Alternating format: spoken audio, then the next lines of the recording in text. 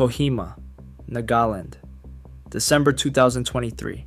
The Israeli Interior Ministry confirms what believers have been tracking for decades: expanded Aliyah quotas for the B'nai Menashe, a community living in the mountainous borderlands between India and Myanmar.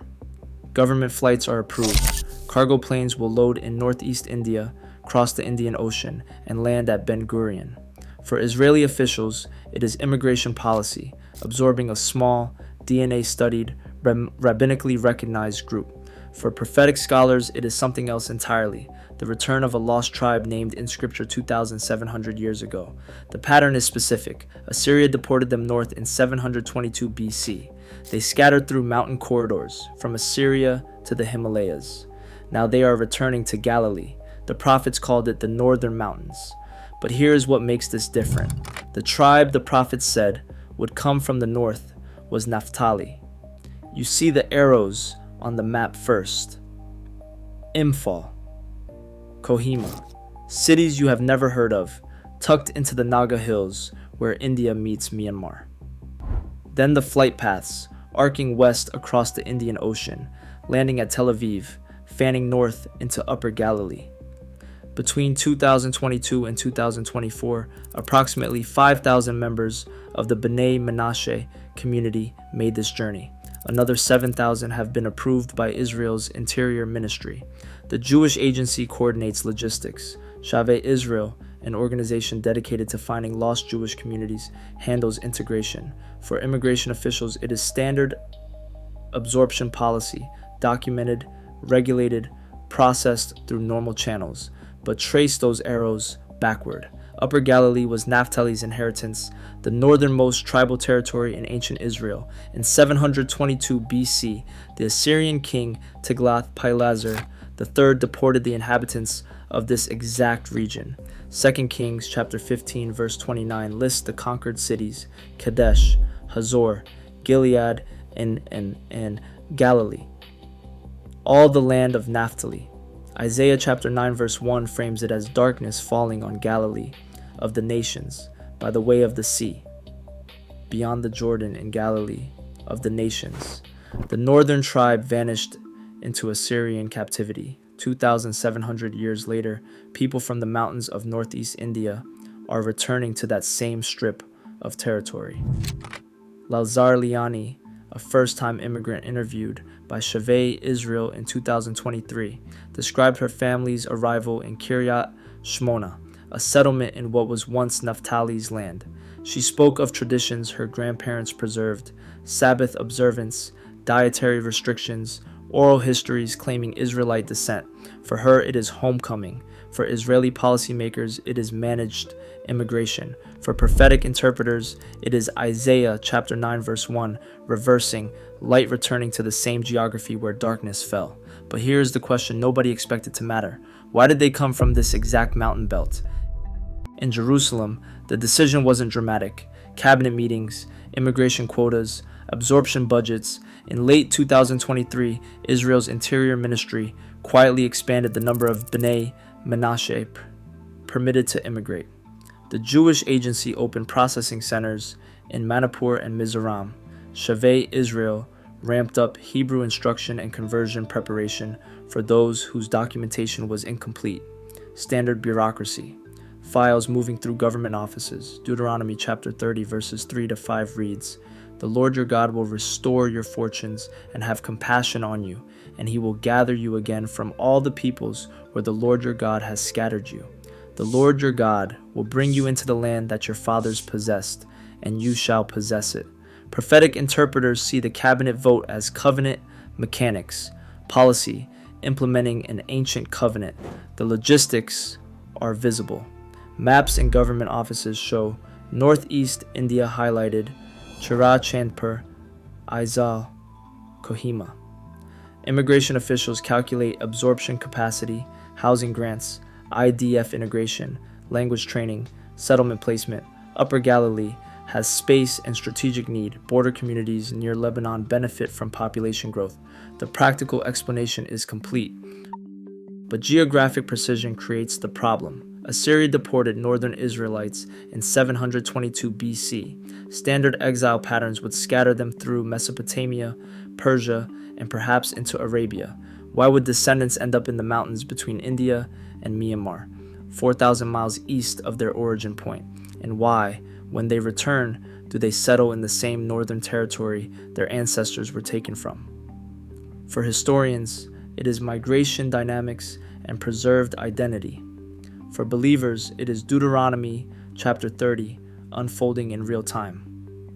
For both, the question remains, why were these people even in India? Churachandpur sits in Manipur state, pressed against the Myanmar border. The B'nai Menashe community here numbers in the thousands, Mizo and Kuki tribal members who maintained Jewish practices in isolation. Saturday is the Sabbath. Pork is forbidden. Circumcision is practiced. Prayers contain Hebrew-like phrases passed down orally. Community elders speak of an ancestor named Menash, son of Joseph, whose descendants were scattered and lost. When Israeli researchers first documented these practices in the 1980s, they found customs that should not exist in this geography. Torah scrolls, some centuries old, were stored in village synagogues. Passover observance with unleavened bread and retelling of the Exodus from Egypt. Stars of David carved into doorframes. The community called themselves B'nai Menashe, claiming descent from one of the 10 lost tribes. Hosea chapter 1 verse 10 says, "Yet the number of the children of Israel shall be like the sand of the sea, which cannot be measured or numbered. And in the place where it was said to them, 'You are not my people,' it shall be said to them, 'Children of the living God.'" For prophetic scholars, this describes exactly what happened: a community preserved in obscurity, maintaining identity, despite being unrecognized for millennia. A tribal elder in Churachandpur, interviewed by researchers in 2019, explained the oral tradition. "Our fathers told us we came from the west, from a place near a great sea. We were taken by a powerful kingdom and moved east through mountains. We kept the laws because we knew we would return." Genetic testing, linguistic analysis, and rabbinical investigation followed. In 2005, Israel's Sephardic chief, Rabbi Shlomo Amar, officially recognized them as descendants of Israelites. But which tribe were they? Upper Galilee in 722 BC. Tiglath-Pileser III's armies swept through the northern kingdom of Israel. The Assyrian strategy was displacement, conquer, deport, and resettle. Naphtali's territory, the fertile hill country stretching from the Sea of Galilee to the Lebanese mountains, fell first. 2 Kings chapter 15 verse 29 records the cities taken. Isaiah chapter 9 verse 1 describes the result: "The land of Zebulun and the land of Naphtali, the way of the sea, beyond the Jordan, Galilee of the Gentiles, the people who walked in darkness have seen a great light." The verse speaks prophetically of future restoration, but first comes the darkness. Archaeological evidence confirms Assyrian deportations from this region. Inhabitants were moved north and east into the Assyrian heartland and beyond. The pattern was standard imperial policy: break tribal cohesion, prevent rebellion, and integrate conquered peoples into the empire's economic system. Naphtali vanished from the historical record. The tribe's inheritance, the northernmost territory of Israel, was repopulated with foreign settlers. The deportees disappeared into Assyria, their fate untracked by scripture or secular history. Standard historical interpretation assumes assimilation, dispersed peoples losing identity within a few generations, absorbed into the populations around them. But here's the problem. The B'nai Menashe claim Israelite descent and demonstrate preserved practices. If they are connected to the northern kingdom's exiles, the migration path is not simple. From Galilee to the Naga Hills requires crossing 4,000 miles of mountains, deserts, and kingdoms. How does a deported population maintain identity across such distance and time? The prophet said they would come from the far north. Jeremiah 31 verse 8 describes the return. "Behold, I will bring them from the north country and gather them from the farthest parts of the earth." North of Israel is Lebanon, Syria, Turkey, the Caucasus. Beyond that, Central Asia, and beyond that, the Himalayas stretching east toward Burma and the Naga Hills. They vanish into the mountains, but not where you think. Follow the migration corridor.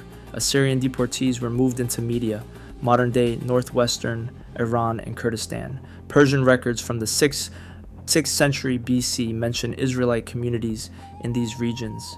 When Persia conquered Assyria, many displaced populations moved further east along trade routes. The Silk Road was not just commerce, it was migration. Jewish communities appeared in Central Asia by the 4th century BC, in Bukhara, Samarkand, and mountain settlements in what is now Afghanistan and western China. Medieval Islamic scholars documented people of Moses living in mountain regions east of Persia. Genetic studies show ancient Middle Eastern haplogroups and populations scattered along this corridor. The route climbs through mountain passes, the Zagros Mountains, the Hindu Kush, the Pamirs. These are not casual migration paths. They are high-altitude corridors used by displaced peoples, traders, and refugees for millennia. By the medieval period, Jewish communities existed in western China. The Kaifang Jews are well documented, but they were not the only group. Smaller, less visible communities preserved identity in more remote regions. From western China, the path continues southeast into Burma, modern Myanmar, through the Yunnan corridor. The Chin Hills and Kuki-Mizo highland regions sit at the convergence of Myanmar, India, and Bangladesh. This is where the migration trail ends, or where researchers found it. The Bni Menashe lived in these mountains, preserving traditions their ancestors carried east. Jeremiah 31 verse 8 becomes specific. I will bring them from the north country and gather them from the farthest parts of the earth. The geography matches, from north of Israel through the Caucasus and Central Asia, ending in the mountains of northeast India and Myanmar. Farthest parts of the earth, 4,000 miles from their starting point. For historians, it is a plausible migration route through documented corridors. For prophetic interpreters, it is the path Jeremiah described, north first, then far east, preserving identity until the time of return. Both see the same mountain passes, both acknowledge the distance. The prophet said they would come from the far north. The map shows they did. Preserved identity is the anomaly. Tribes disperse, languages shift, customs erode. Assimilation is the default. The Assyrian deportations happened in 722 BC. The Bnei Menashe community in India maintains traditions from that period, 2,700 years of preservation in isolation. What survived? Sabbath observance, rest on the seventh day, distinguishing the community from surrounding tribal practices, dietary laws, prohibitions on pork and specific animal fats, consistent with the Levitical code. Circumcision on the 8th day, a practice not native to Mizo or Kuki. Traditions. Passover like spring festivals, commemorating Exodus and deliverance. Prayers containing words similar to Hebrew, Elohim, and Adonai, passed down orally when written text was lost. Oral histories explicitly claim descent from Menashe, son of Joseph, and a connection to a western homeland near a sea.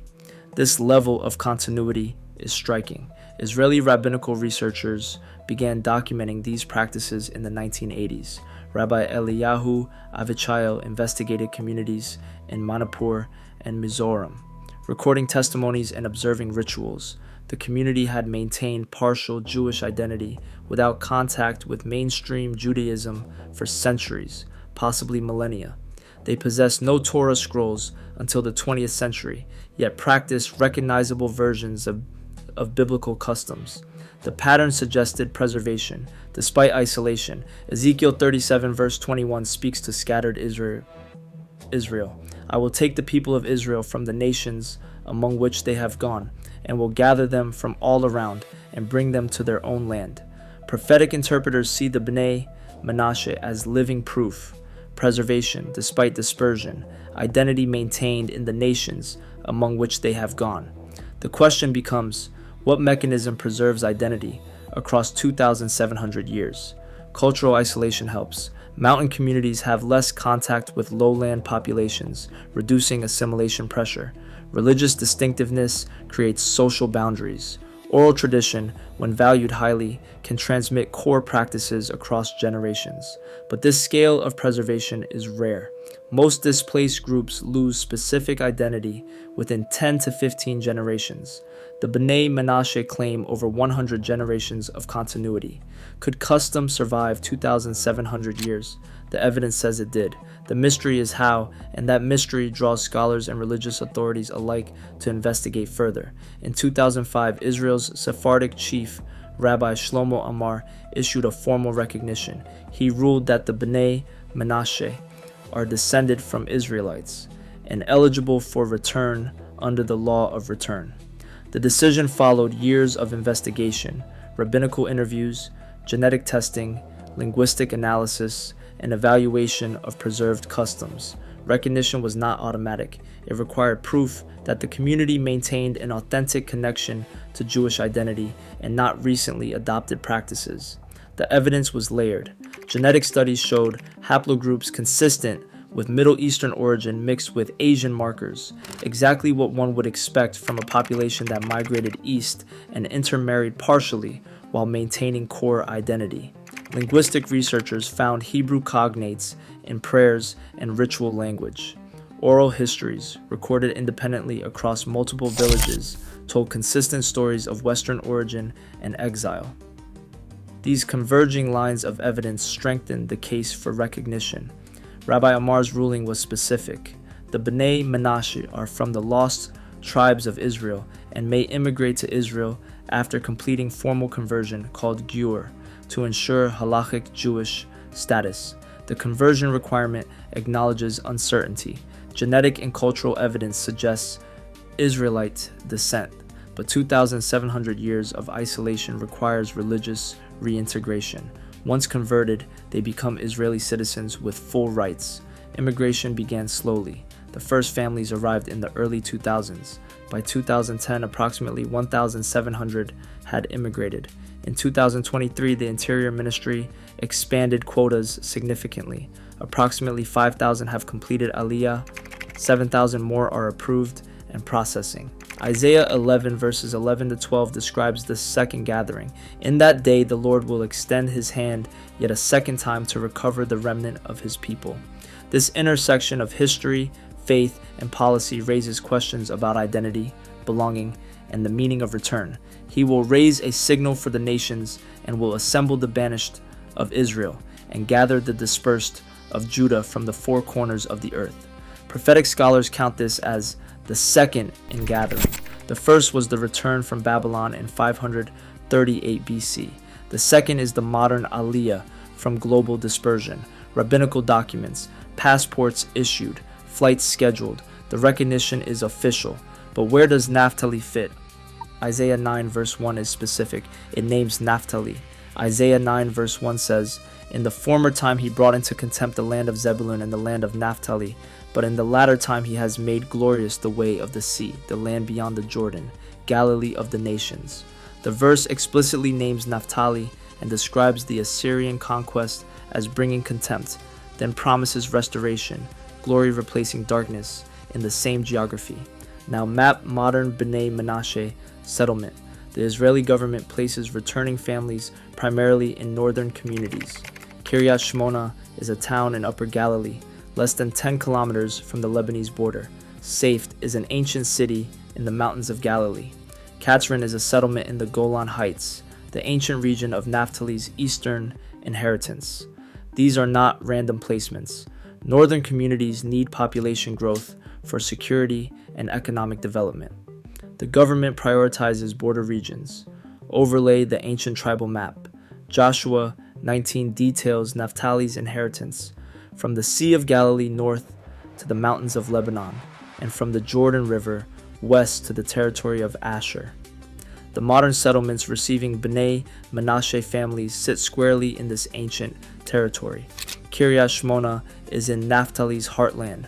Safed overlooks the region from mountain heights. The Golan was Naphtali's eastern buffer. For immigration officials, it is strategic placement. Northern border regions benefit from population growth. For prophetic interpreters, it is Isaiah 9 verse 1 unfolding, contempt reversed, glory restored in the land of Naphtali, specifically. The practical explanation and the prophetic interpretation use the same map. The text matches the geography. The prophecy names the tribe. The returning community settles in that tribe's territory. You can verify the coordinates. Ancient Naphtali was Upper Galilee, extending to Mount Hermon. Modern settlements are Upper Galilee, extending to Mount Hermon. The overlap is not approximate, it is exact. Isaiah 9, verse 1 said light would return to the land of Naphtali. In 2023, families from the mountains of India began moving into towns that sit on Naphtali's inheritance, 2,700 years after the tribe was deported from that same land. Genetic evidence complicates and confirms. DNA studies of the Bnei Menashe show Middle Eastern haplogroups, specifically markers associated with Levantine populations, mixed with East Asian ancestry. The Cohen modal haplotype, a Y chromosome signature found in Jewish priestly families, appears in some Bnei Menashe lineages at low but measurable frequency. This suggests ancient Middle Eastern origin with subsequent admixture during Eastern migration. The pattern fits the migration model. Original Israelite exiles carried Middle Eastern genetics east through Central Asia, intermarried partially with local populations while maintaining core identity, and preserved enough genetic distinctiveness to be measurable 2,700 years later. It is not pure lineage. That would be impossible given the time span and geography. It is detectable ancestry within a mixed population. Amos 9 verse 9 describes this. Amos 9 verse 9 says, "For behold, I will command and shake the house of Israel among all the nations as one shakes with a sieve, but no pebble shall fall to the ground." Shaken, not destroyed. Scattered, not erased. The genetic evidence shows scattering. Middle Eastern markers dispersed into Asian populations, but not obliteration. The signature remains detectable. Dr. Karl Skorecki, an Israeli geneticist who studied Jewish genetic markers globally, described the Bnei Menashe findings as consistent with ancient Israelite origin and Eastern migration, though not conclusive proof. The scientific lens is cautious. Genetic data supports the oral tradition, but does not prove tribal identity. The prophetic lens sees confirmation. Amos said they would be shaken, but not lost. Genetics shows exactly that. Scattered, but identifiable. Theological interpretation and scientific method produce the same image from different angles. Both see Middle Eastern origin, both see Eastern dispersion, both see preserved markers despite a mixture. The difference is what this means. For scientists, it is migration history and population genetics. For believers, it is Amos chapter 9 verse 9 demonstrated in chromosomes, scattered through the nations, shaken in the sieve, but not lost. The genetics do not lie. The prophecy named the pattern 2,700 years before DNA testing existed. Kiryat Shmona, Safed, Katzrin. Absorption centers prepare arriving families with Hebrew instruction, job placement, integration into the Israel Defense Forces for eligible adults, and housing grants to incentivize settlement in border communities. The process is documented, regulated, and funded through standard government channels. Upper Galilee benefits strategically. More residents means stronger border communities, better economic development, and an increased security presence near Lebanon and Syria. Joshua chapter 19 describes Naphtali's original inheritance. The scripture says, "The territory of Naphtali reached from Heleph, from the oak in Zaananim, and Adami Nekeb, and Jabnel, as far as Lakum, and it ended at the Jordan." The boundaries are specific. Modern archaeology identifies most of these sites in Upper Galilee. The ancient tribal territory and modern settlement zone overlap almost perfectly. Watch families unpack. First Shabbat candles lit in Israeli apartments, children starting school in Hebrew, adults learning to navigate bureaucracy. For them, it is homecoming after millennia. For social workers, it is standard in immigrant absorption. For security planners, it is border region reinforcement. But the map shows something else. These families are not just moving to Israel, they are returning to Naphtali's inheritance, the specific tribal territory their ancestors were deported from in 722 BC. They are settling in the same towns, farming the same valleys, looking at the same mountains. Isaiah chapter 9 verse 1 said light would return to the land of Naphtali. Modern policy is placing them there. You can stand in Kiryat Shmona and see Mount Hermon to the east, the peak that marked Naphtali's northern boundary. You can drive through the Hula Valley, the fertile lowland that was Naphtali's agricultural heartland. You can visit Safed, the mountain city overlooking the tribal territory. The geography has not changed. The tribe was removed. Now descendants, verified, recognized, documented, are returning to the same coordinates. Is this policy implementing prophecy, or prophecy describing policy? Both use the same map. Both acknowledge the same return. Both see families rebuilding in the north. Upper Galilee near the Lebanese border, new housing construction, schools expanding, IDF units integrating new soldiers, settlement plans approved for additional absorption. Galilee is changing. The Israeli government projects continued B'nai Menashe immigration through 2025 and beyond. Approximately 7,000 are approved and processing. Community leaders in Manipur and Mizoram estimate 9,000 more await recognition and approval. Ezekiel 36 verse 24 frames it. I will take you from the nations and gather you from all the countries and bring you into your own land. For immigration officials, it is managed aliyah. For prophetic interpreters, it is covenant fulfillment. For border security planners, it is population reinforcement in contested regions. But the north is unstable. Hezbollah positions sit across the Lebanese border, Iranian influence extends into Syria, and there are periodic conflicts requiring civilian evacuation. The B'nai Menashe are being settled in exactly the territory most vulnerable to northern aggression. Kiryat Shmona has been evacuated multiple times due to rocket attacks. Safed is within range of artillery. The Golan remains contested. Vulnerability is real.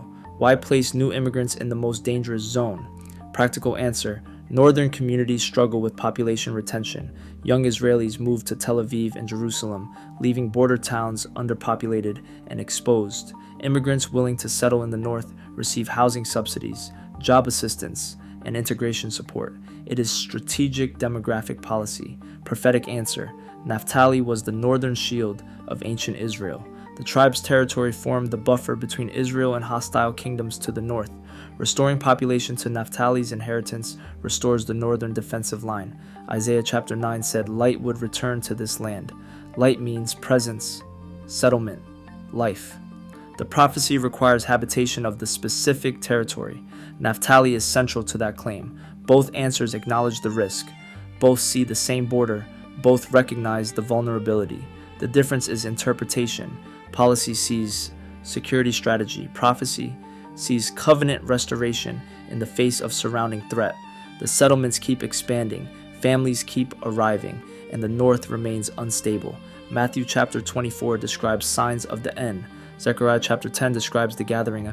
I will whistle for them and gather them in, for I have redeemed them, and they shall be as many as they were before. Prophetic interpreters place the B'nai Menashe return within a larger sequence. Jews returning to the land from global dispersion, Jerusalem under Israeli control, surrounding nations in conflict, preparation for final restoration. The sequence is specific. First, the ingathering begins. Jews return from exile, Europe after the Holocaust, the Soviet Union after the collapse, Ethiopia in the 1980s and the 1990s, India now. Second, Jerusalem becomes the capital. Third, the land is settled, including contested and border territories. Fourth, surrounding nations oppose and threaten. Fifth, internal and external pressure increases. The prophetic timeline sees modern events as pieces of a larger pattern moving toward culmination. Geopolitics sees the same facts differently. Israel's immigration policy responds to demographic needs, security requirements, and Zionist ideology. Border settlement reduces vulnerability and establishes presence. Absorption of communities claiming Jewish identity strengthens the nation's founding narrative. The strategy is coherent without prophecy, but the convergence is undeniable. Ancient texts describe specific geographic restoration, Naphtali's territory, northern mountains, and gathering from the farthest parts of the earth. Modern policy is executing exactly this pattern. Isaiah chapter 9 verse 1 names the land of Naphtali. The government is settling returnees there. Jeremiah 31 verse 8 says, "They will come from the north country and the farthest parts of the earth." The B'nai Menashe migrated through northern mountains from India. Zechariah 10 verse 8 continues, "I will whistle for them and gather them in, for I have redeemed them, and they shall be as many as they were before." The whistle is sounding. The gathering is underway. The flights keep landing. The planes keep landing at Ben Gurion. Families board buses north. Hebrew instruction begins. Apartments fill in Kiryat Shmona, Safed, Katzrin. Absorption centers process documentation. The IDF integrates new soldiers. The settlements keep expanding. This is verifiable. Government records track every arrival. The Jewish Agency publishes immigration statistics. Shavei Israel documents testimonies. Genetic studies are peer-reviewed. Rabbinical recognition is official. The prophetic interpretation is also documented. Isaiah 9 verse 1 names Naphtali and promises restoration of light to that land. Jeremiah 30 verse 8 describes gathering from the north country and the farthest parts of the earth. Ezekiel 36 verse 24 speaks of taking people from nations and bringing them to their own land. Amos 9 verse 9 says, "Israel will be shaken among nations but not lost." Zechariah 10 verse 8 promises the whistle of gathering and redemption. Both are real. Policy is executing Aliyah. Prophecy describes restoration. The geography matches. The timing aligns. The pattern is specific. The tribe named in Isaiah 9 verse 1 is Naphtali. The territory being resettled is Naphtali's inheritance. The community returning came from mountains, north through Central Asia, east to India, and now west to Galilee. You can verify the coordinates, you can check the government records, you can read the prophecies, you can overlay the maps. The convergence is documented. Isaiah 27 verse 13 closes the sequence. "And in that day a great trumpet will be blown, and those who were lost in the land of Assyria and those who were driven out to the land of Egypt will come and worship the Lord on the holy mountain at Jerusalem." The trumpet is prophecy. The land of Assyria is where Naphtali was deported. The return is happening now. The northern mountains from the Assyrian exile route through the Himalayas to Galilee. From deportation corridor to identity refuge to prophetic return path. New homes rise on Naphtali's land. The pattern locks in. The prophecy names the place. The people are there. Watch the next return. Study the map. The pieces are clicking into place.